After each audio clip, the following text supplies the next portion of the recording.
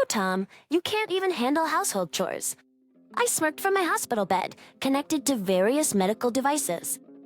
Standing there with a girl I didn't recognize, seemed unfazed. Little did he know, I had assets worth $6 million, and a divorce in this situation would be a matter of life and death for a housewife like me. "Fine, Tom, we might as well get a divorce," I thought to myself as he confidently mentioned it. I couldn't be with a man who verbally abused his wife in such a state. Reaching into my bag, I pulled out the divorce papers I always carried with me and handed them to Tom with a grin. He accepted them with a casual attitude. "Now I can say goodbye to you. I'll be happy with her, so don't worry," Tom said as he wrapped his arm around the girl referred to as Catherine Lyon. She sneered at me and said, "Take care, miss." "You're not miss anymore." "Take care, ma'am." With those words, the two of them left the hospital room laughing. But their happiness would only last for now. Alone in the room, I couldn't help but laugh out loud.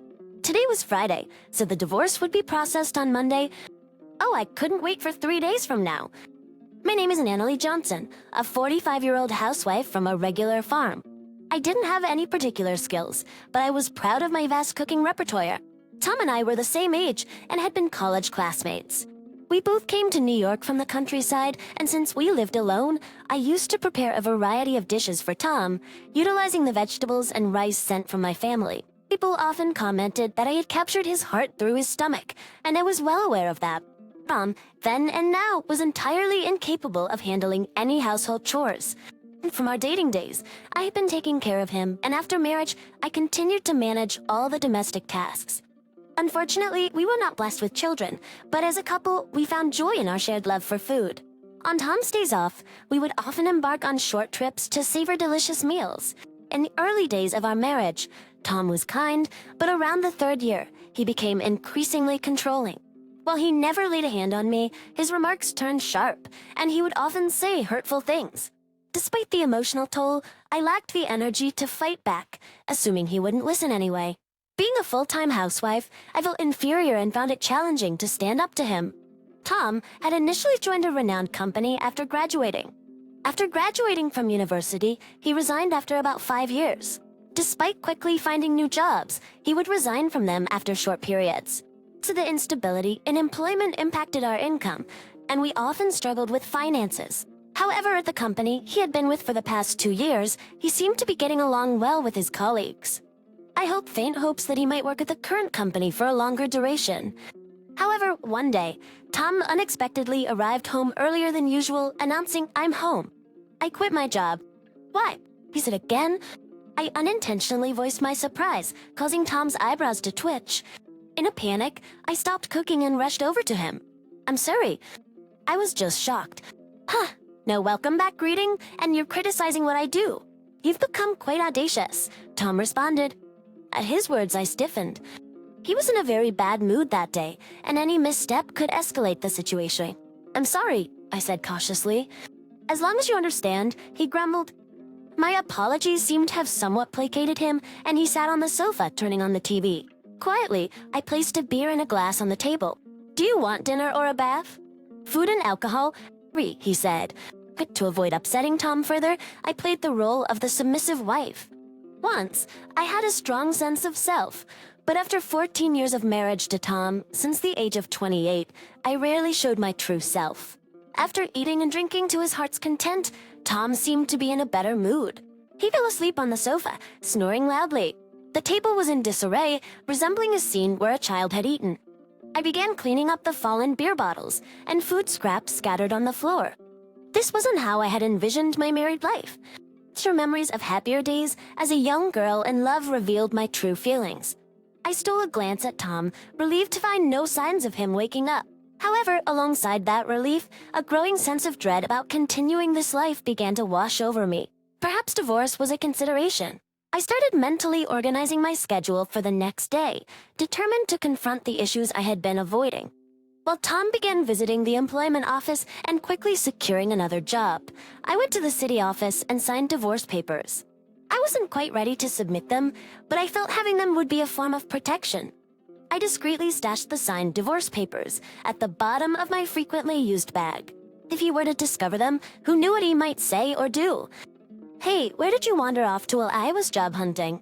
Tom asked upon my return. I went to the stationery store to buy some stationery. Look, I thought, you might need them, I replied. Tom, who was unusually thoughtful that day, initially interrogated me suspiciously, but quickly cheered up. I handed him the resumes I had bought earlier. After receiving them, Tom mentioned that he was going out for drinks with a friend and left. His new job was with a reputable company, offering a solid salary and better benefits than his previous positions. I secretly hoped that perhaps this time he would stick with it until retirement. Tom's new department seemed to be in sales, and he started leaving home more frequently for evening entertainment. I cherished these brief moments of freedom and gathered the energy to greet Tom with a smile when he returned. One day, I received a call from my mother after a long time. She excitedly told me about unexpected windfall of $6 million. You know the mountains and lands we owned? We don't need them anymore. We had them appraised, and they are worth $8 million. We only need $1 million to enjoy the rest of our lives, so I think you might want to rethink your life too. My mother, who was never fond of Tom and always worried about me, especially after he became more controlling and prevented me from even visiting my childhood home.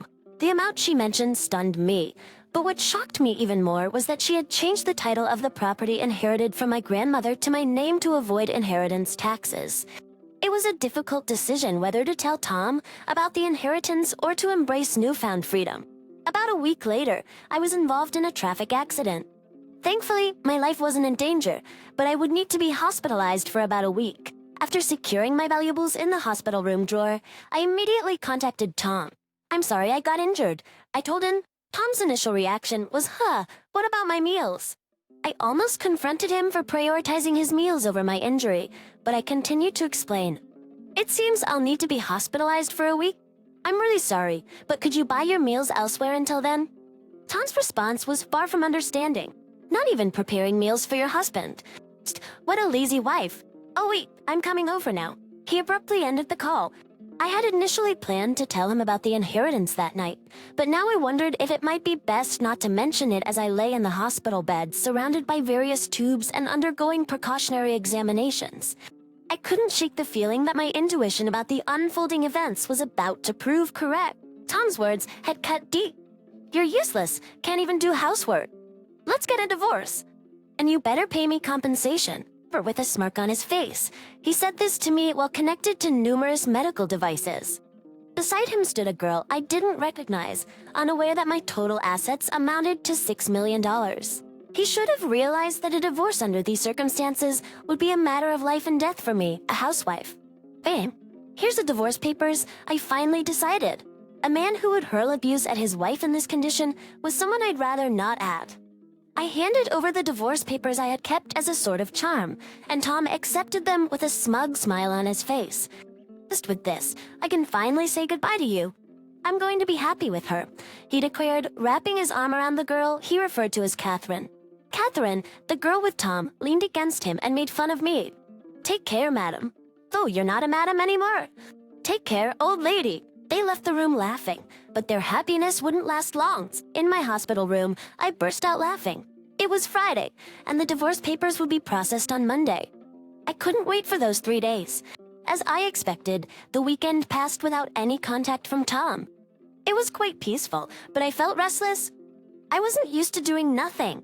Every time I became restless, the nurses told me to stay calm. On Monday evening, I received a series of calls from Tom. At first I ignored them, but after about 30 minutes of nonstop ringing, I decided to answer. I told him to stop being so persistent. Tom shouted at me as soon as I picked up, but I couldn't help but laugh, which seemed to make him even angrier. Tom was furious about the divorce papers not being accepted. I chuckled and told him that I had previously filed a notice of non-acceptance. I reminded him of how he used to casually mention getting divorced whenever we had a fight. I thought it wouldn't be a good idea if he filed for divorce on a whim during one of our arguments.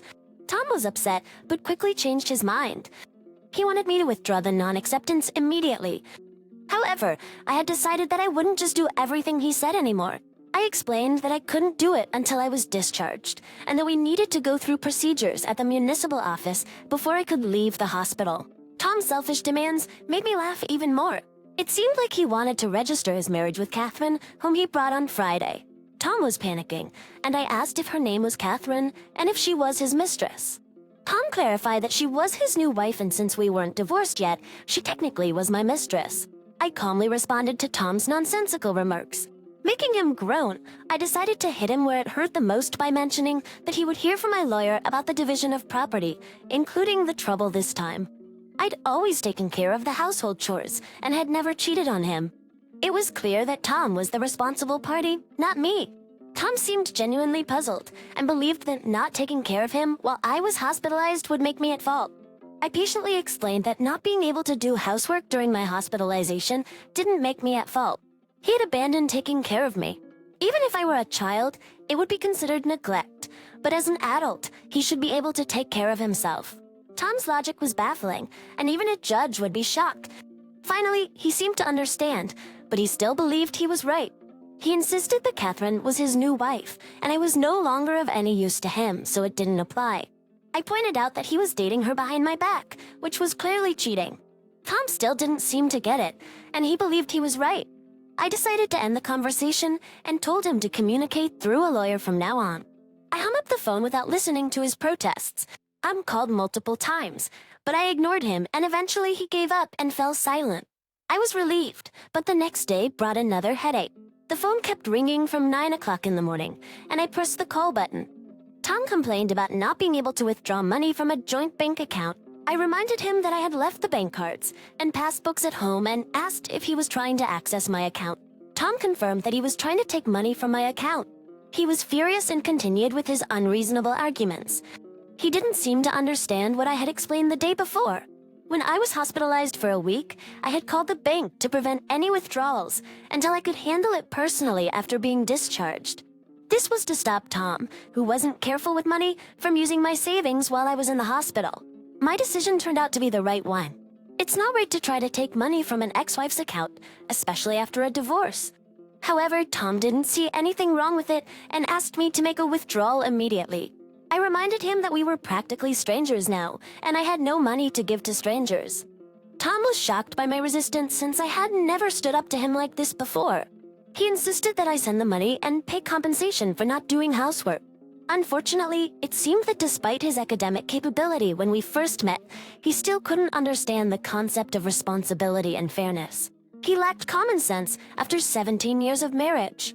I spoke to Tom as if he were a child, explaining that I was no longer his submissive wife, and we would settle the property division through a lawyer. He became angry and threatened to come over right away. I didn't mind if he came to the hospital, but I had already asked the nurse's station not to let anyone in except for my parents, so it was unlikely he could get to my room. However, Tom did come to the hospital, but it seemed he was stopped at the nurse's station as my phone kept ringing. After ignoring it for a while, it switched to messages, and my screen was flooded with notifications. I saved all of them as evidence and contacted my lawyer. After a while, it seemed that the lawyer had gotten in touch with Tom, as the messages stopped coming in. Just when I thought it was over, there was a new development. I was informed about a visitor named Karen, a longtime friend who shared my interests. We had known each other for over 20 years, and she had responded to my posts about dining experiences on a social media platform. We used to go out for meals together before I got married. Karen expressed concern about my injury and shared her suspicions that Catherine, the young girl with Tom, was having an affair with my husband. Shocked, I asked her how she knew, and it turned out that Catherine was Karen's niece. She had told her sister, Karen's mother, about getting married to a 45-year-old man. And when Karen saw a photo, it was of my husband. Karen had already informed her sister about the trouble her niece had caused me. Karen was thinking of demanding compensation from Catherine and assured me that our friendship would continue. She didn't want to lose a precious friend over the situation and had scheduled a meeting with them to sort things out. And grateful for her support and friendship, I went to a private restaurant room with my lawyer after leaving the hospital. Tom and Catherine were already there, enjoying an expensive traditional meal. I was surprised at their audacity. Tom reminded me to bring money and pay for the meal, but I decided to stand up for myself and told them to handle the payment themselves. I was there to demand a share of the assets from both of them. Ignoring Tom's rude comments, my lawyer and I took our seats and presented evidence to show that Tom was at fault. We showed legal documents explaining why Tom was responsible and documents regarding the division of property. We also displayed photos provided by Karen, showing Tom and Catherine together and Catherine with an unknown man entering a hotel. This surprised Tom and Catherine, and they stopped eating. Karen arrived at the right moment and admitted to taking those photos. Catherine was confused about her aunt being there. Karen explained that she wanted to continue being friends with me, even though she demanded compensation from Catherine. She felt that Catherine's actions were despicable.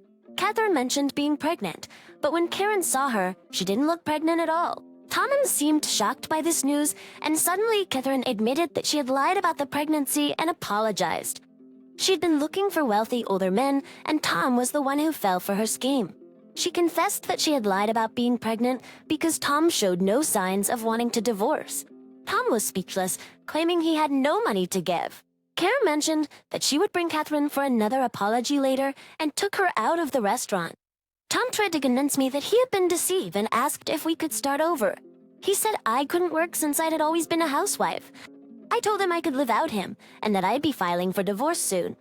I revealed that I had around $6 million in personal net worth, so I could live comfortably without working. Tom was surprised and wanted a share of my money, but I explained that it was my personal inheritance and didn't count as marital assets. We left and I filed for divorce, ending our nearly 20-year marriage. Catherine later transferred some money to my account, and her mother made her work to prepare the compensation. Tom was disowned by his in-laws and had to take out a loan to pay me. He lost his job due to being with Catherine at a hotel during work hours and now works multiple construction jobs to repay his debts. I used the money I received for charity and moved to the countryside with the remaining amount. I am now enjoying a luxurious single life, continuing my relationship with Karen. We plan to stay single and even share a room, go on food tours, and take short trips together. Moving preparations will begin next week, and I am excited to live life joyfully and true to myself from now on.